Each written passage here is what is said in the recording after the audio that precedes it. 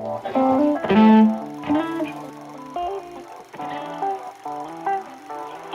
get started.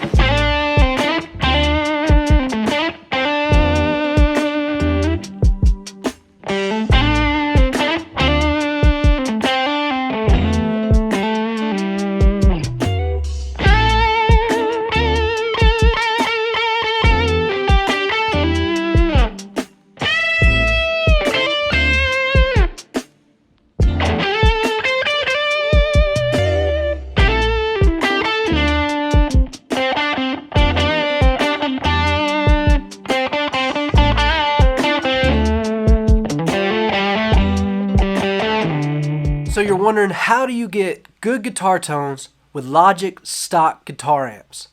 I got you. What's up, y'all? My name is Forrest Whitehead. I'm a songwriter producer here in Nashville, Tennessee. I created this channel to help the songwriter at home learn how to produce better records. Today we're going to be talking about guitar tones and Logic Pro X. I produced in Logic for the past 10 years, and the way I produce guitar tones now is definitely different from whenever I first started out. I got a few tips and tricks that I'd love to share with you today. As we go through some of these tones, make sure to leave a comment below which one is your favorite. Let's hop in. The way I used to build my tones is, it was kind of like the easy button. I'd just come in here, I'd create a new track, audio track, and then I would come over here to electric guitar tones, maybe go to crunch tones, and then I would pull them up this way. I couldn't go through these presets and find a really good, inspiring tone, meaning just harsh and it didn't have that low end. These are not necessarily the type of tones that I would go for when producing a record. So for the longest time I thought Logic guitar tones just suck. Well, that's where I was wrong. So I pulled up a preset that I built, and I want to show you exactly how I go about building my guitar tones in Logic Pro X. I started with a preset called A-List Clean, but had I just left it as the Logic stock preset, it wouldn't sound the way it does. I went ahead and went through and tweaked some of this EQ, and 9 times out of 10, I'm turning that reverb off on all the Logic amps because I like to add reverb on the channel strip itself. Next in line, I have a little bit of EQ, just cutting out a little bit of the harshness up top, rolling off the lows. And then I have a multiband compressor here. A multiband compressor is good at compressing only the parts that you want, so I have the highs here pulled down a little bit more, just to kind of take down some of that harshness. I follow it up with another compressor here. That's what it's doing.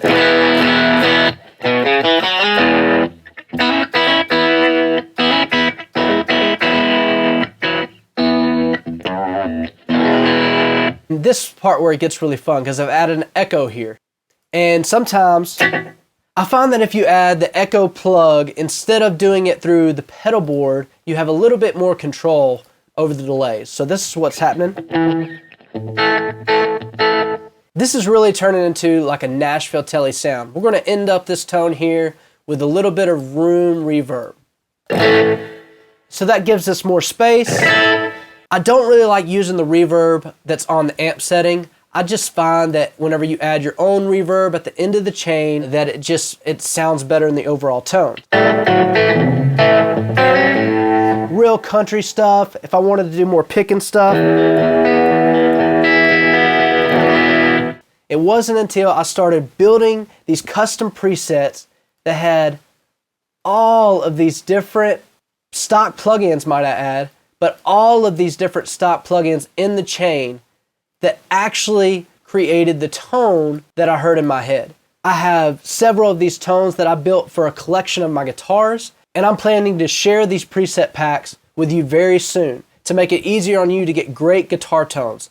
If you want to be one of the first to know when this preset pack is ready for release, I'm going to leave a link in the description. All you have to do is just sign up for the Music City Playbook mailing list, and you'll know first whenever I get this preset pack ready to be released. Let's go ahead and listen through to a few tones that I've created, and let me know in a comment below what you think of these stock Logic guitar tones. Let's try it for real.